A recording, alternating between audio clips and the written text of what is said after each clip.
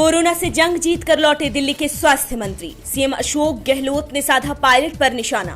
कांग्रेस ने राम मंदिर निर्माण के लिए बनी कमेटी पर जताया विरोध।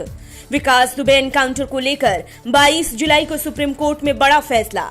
भारत में कोरोना के कम्युनिटी स्प्रेड के दावे को किया खारिज। दिल्ली में फैले कोरोना वायरस से कई बड़े नेता कोरोना संक्रमित हुए हैं। ऐसे में दिल्ली के स्वास्थ्य मंत्री सत्येंद्र जैन भी कोरोना से संक्रमित हुए थे, लेकिन अब वो कोरोना की जंग जीतकर फिर से लौट आए हैं सचिवालय। बोले, काम पर आने के बाद लग रहा है कि घर लौट आया हूं। 1 महीने बाद लौटे हैं काम पर। राजस्थान में सीएम अशोक गहलोत और पूर्व कांग्रेस प्रदेश अध्यक्ष सचिन पायलट एक दूसरे पर निशाना साधने में लगे हैं। सचिन पायलट को कांग्रेस से बाहर का रास्ता दिखा दिया गया है, जिसके बाद उन्होंने हाई कोर्ट का दरवाजा खटखटाया है। तो वहीं सीएम गहलोत ने पायलट पर निशाने साधते हुए कहा कि सचिन कहते थे, मैं बैंगन बेचने नहीं आया हूं, सीएम बनने आया हूं। आने वाले 5 अगस्त को पीएम मोदी अयोध्या में राम मंदिर की नींव रखने जा रहे हैं, लेकिन वहीं दूसरी ओर कांग्रेस नेता दिग्विजय सिंह ने विश्व हिंदू परिषद और बीजेपी नेताओं को श्री राम जन्मभूमि तीर्थ क्षेत्र न्यास में सदस्य चुने जाने को लेकर नाराजगी जताते हुए कहा कि इस समिति में शंकराचार्य को जगह न देने से काफी नाराज हूं। बीजेपी नेताओं की जगह जरूरी लोगों को करना चाहिए शामिल। बीजेपी ने गुजरात की राजनीति में बड़ा बदलाव किया है। सीआर पाटिल को नया गुजरात का प्रदेश अध्यक्ष चुना गया है। नवसारी से सांसद हैं सीआर पाटिल। जीतू वघानी की जगह लेंगे सीआर पाटिल। वघानी 2016 से थे प्रदेश अध्यक्ष। बीजेपी के राष्ट्रीय अध्यक्ष जेपी नड्डा ने अचानक किया बड़ा बदलाव, तत्काल फैसले पर अमल करने के दिए निर्देश। राजस्थान में कांग्रेस ने पहले ही बीजेपी पर उनके विधायकों के खरीद फरोख्त करने का इल्जाम लगाया है, जिसके बाद कांग्रेस के विधायकों ने सचिन पायलट को लेकर एक बड़ा खुलासा करते हुए कहा कि पायलट ने पैसे देकर बीजेपी ज्वाइन करने का ऑफर दिया था। कांग्रेस विधायक गिरिराज सिंह मलिंगा ने किया है दावा, मेरे पास सबूत नहीं है, लेकिन सचिन पायलट ने सामने से ऐसा कहा है।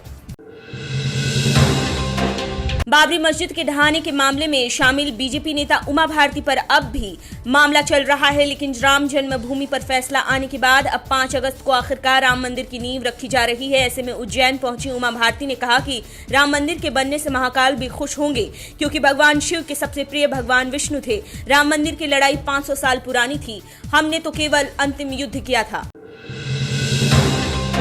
कुख्यात अपराधी विकास दुबे के एनकाउंटर के बाद विपक्ष लगातार उसकी न्यायिक जांच की मांग कर रहा है, जिसे देखते हुए 22 जुलाई को सुप्रीम कोर्ट न्यायिक आयोग के सदस्यों के नामों की घोषणा करेगा।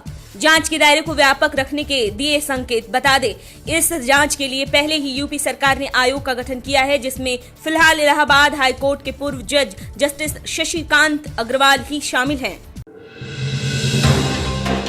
भारत में कोरोना की बढ़ती रफ्तार को देखते हुए इंडियन मेडिकल एसोसिएशन के हवाले से कहा गया था कि भारत में कम्युनिटी स्प्रेड हो चुका है, लेकिन इंडियन मेडिकल एसोसिएशन ने दावा किया कि उनकी ओर से ऐसा कोई दावा नहीं किया गया है। ये केवल किसी की व्यक्तिगत राय है। रिपोर्ट के अनुसार स्प्रेड केवल शहरी इलाकों में है, ग्रामीण इलाकों में नहीं है। बीसीसीआई लगातार इस कोशिश में लगी है कि इस साल इंडियन प्रीमियर लीग को कराया जाए। इसी सिलसिले में बीसीसीआई की बैठक हुई। बीसीसीआई लगातार इस कोशिश में लगी है कि इस साल इंडियन प्रीमियर लीग को कराया जाए। इसी सिलसिले में बीसीसीआई की बैठक हुई।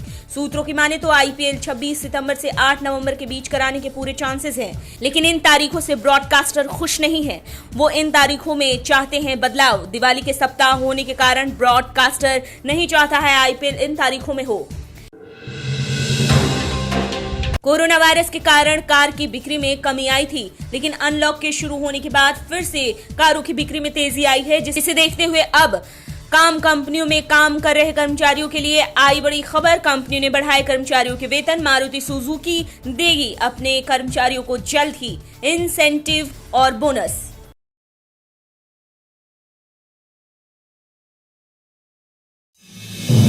आप देख रहे हैं नेट्रिक न्यूज, साहस सच कहने का।